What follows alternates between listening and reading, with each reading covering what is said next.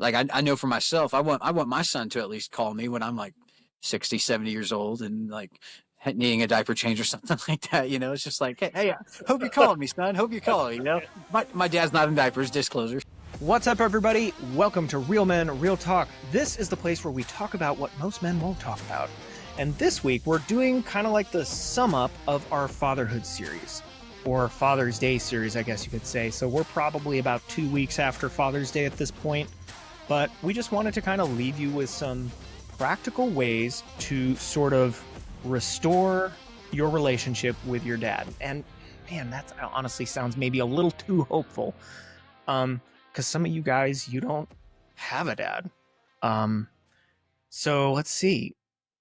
How can I say this to where it's helpful? We will be speaking to our life situations and things that we can do to make our relationships with our dad a little better. As far as you guys go, I mean, your dad might have passed away. He might not be otherwise in the picture. So when it comes to that, maybe you can have relationships with older men who can sort of be a father figure to you. And we're going to try to sort of address that, but that's not our life situation. So we'll just tell some stories and a couple tips, and maybe that'll help you guys out. So without further ado, let's get into it. Okay, so this time I'm starting off. So little recap. My dad is not the most emotional man. I love you, Dad. but he's not the most emotional man, and that's okay. Like, he's starting with what his dad gave him, which his dad wasn't the most emotional man. So we all kind of have to work with what we got.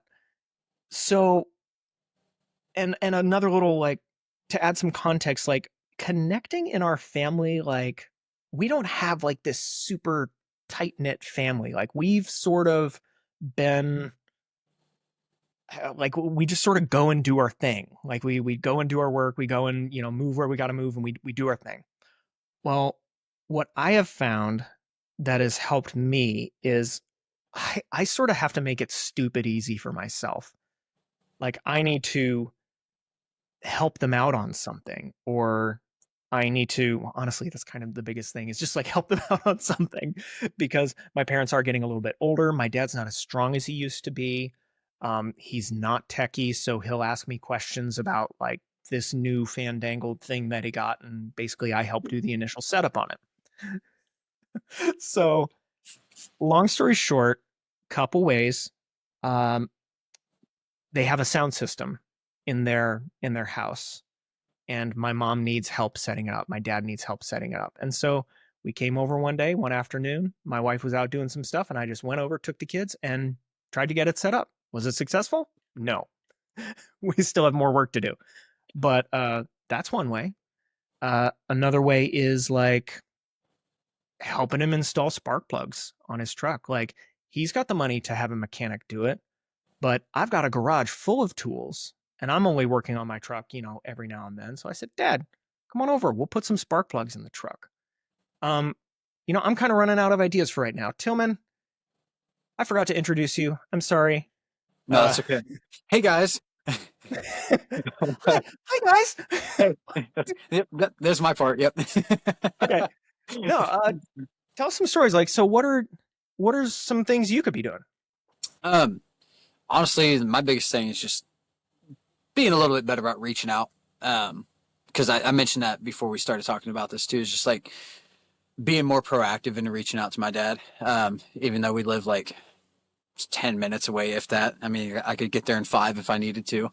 And it's just, but we just have busy lives, right? My dad's always been a hard worker, and like that's what I've been taught too, just work hard, grit to the grindstone kind of thing, and just go at it, And so, to that I'm thankful, right? I wouldn't be able to have the drive I do for the things I do if it wasn't for my dad. I give him 100% credit for that, that and sports, right? So that and sports, but like I said, we've always had to have some kind of common ground.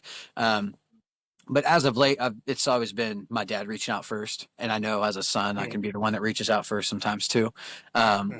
And I look at it too, like, hey, this is this is his first time in this life too. This is his first time going through this earthly life, doing what he needs to be doing for himself. And like, Mhm. I'm sure it'd be nice for, like, I know for myself, I want my son to at least call me when I'm like 60, 70 years old and like needing a diaper change or something like that. It's just like, hey, hope you're calling me, son. Hope you're calling. My dad's not in diapers, disclosure. So it's Oh, no, disclaimer. no, He's no. not. He's in No. diapers. Like, well, we're going with that. Love you, Dad. But it's just it's one of those things where I feel like I can be a lot more proactive on reaching out, Uh-huh.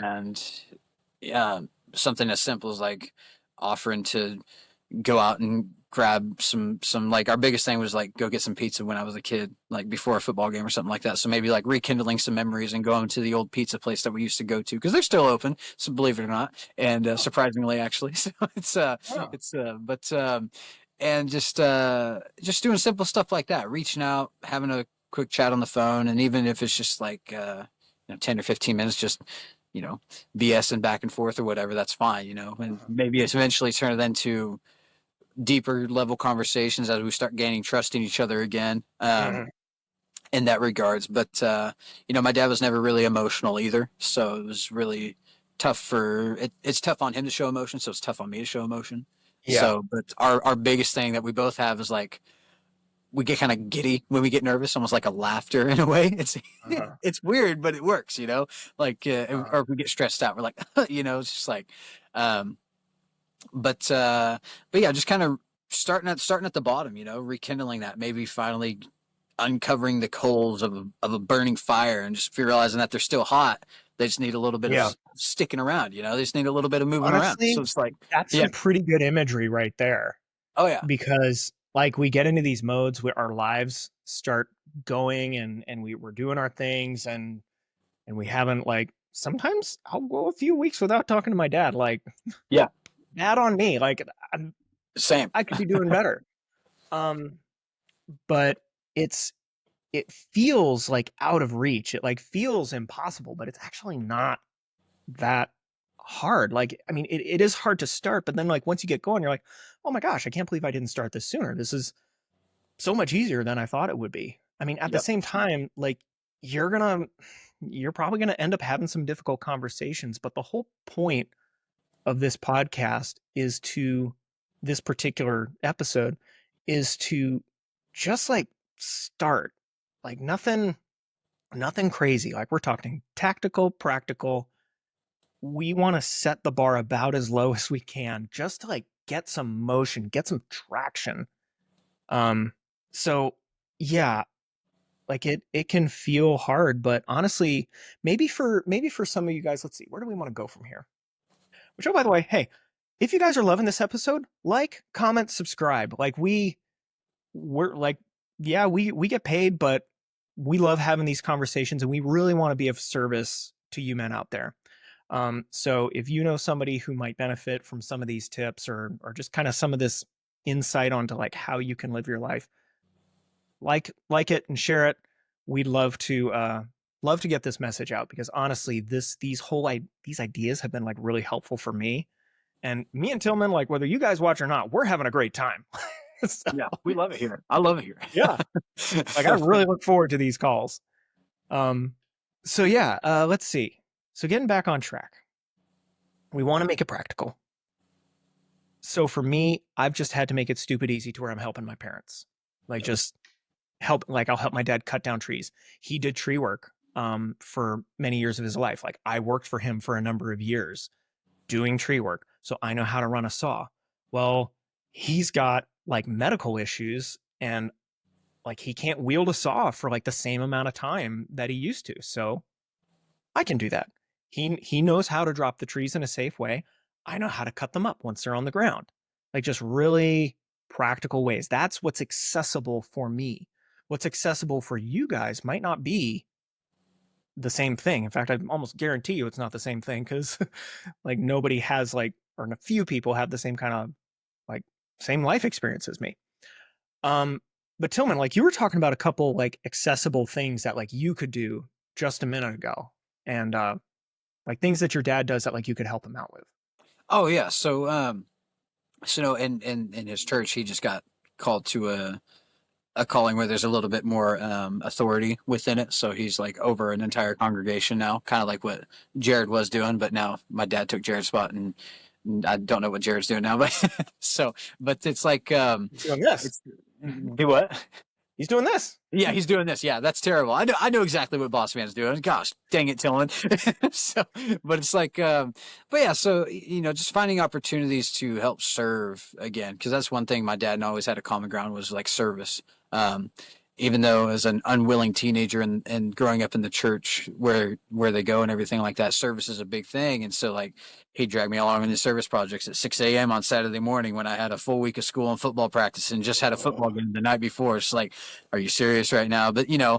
I look back on those days and like some of those days are honestly some of my some of my fondest memories after I woke up and let the grouchy out, and then finally Mhm. accepted the reality of the the everlasting rows of grass we were cutting or something like that. So it's just like, Mhm. but I look back on those days, it was a lot of fun too. It was a lot of fun. So I Mhm. think with him having that new kind of I guess calling or position in his church, then I can be of service and just help out where I can. Like, hey, they're looking for somebody to move a couch. I have a pickup truck that works just fine. I'm of Mhm. able body. I can go help, and obviously within my means too, because like this isn't us saying like, hey, drop everything and go, rekindle everything with your dad. It's Yeah. got like, Yeah. tactical and Seriously. practical, right? So it's just like, Yeah.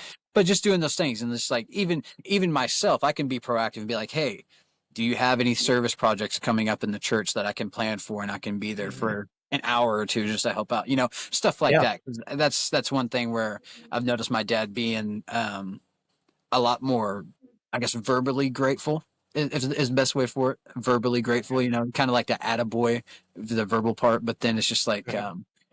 because it's something he cares about. So, and it's stuff I care about too. Sincerely, I do. But if I can show that I can be more proactive with it and actually show that I'm caring rather than just saying, oh, yeah, I care about it, then it's going to be Mhm. a lot more effective. And then give us some more topics to talk about too. Like, oh, yeah, that family, they were struggling with this and that.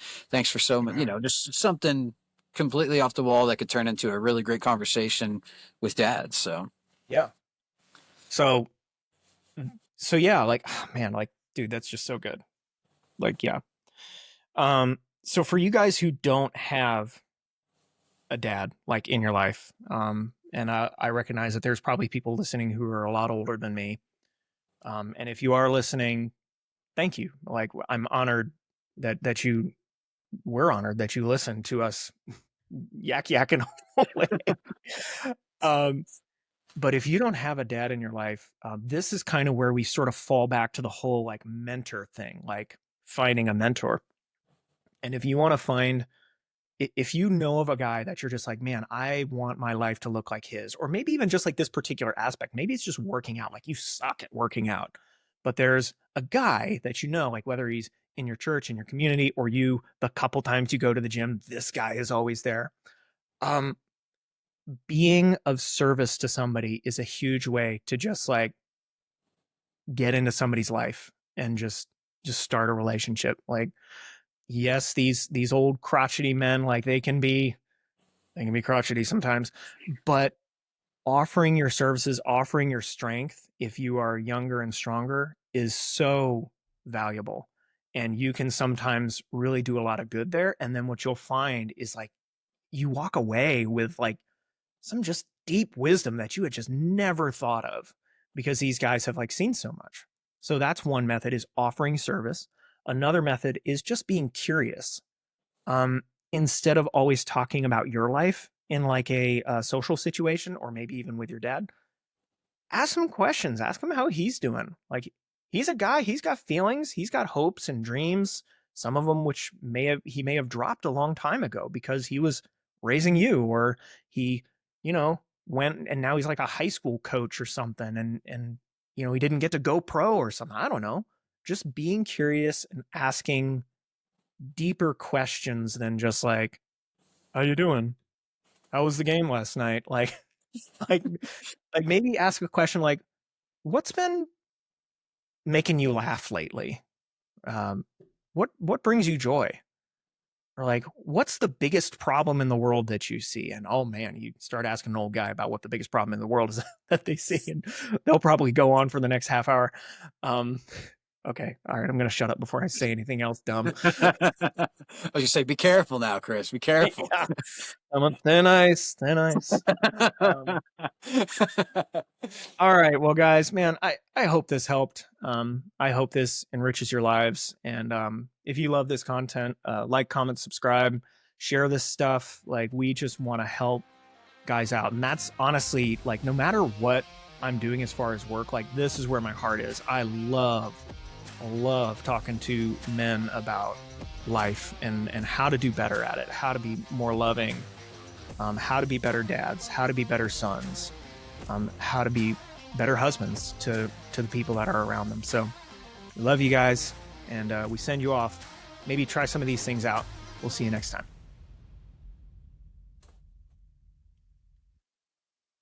Bam. All right. That's how you do an episode. Yeah, that was all right.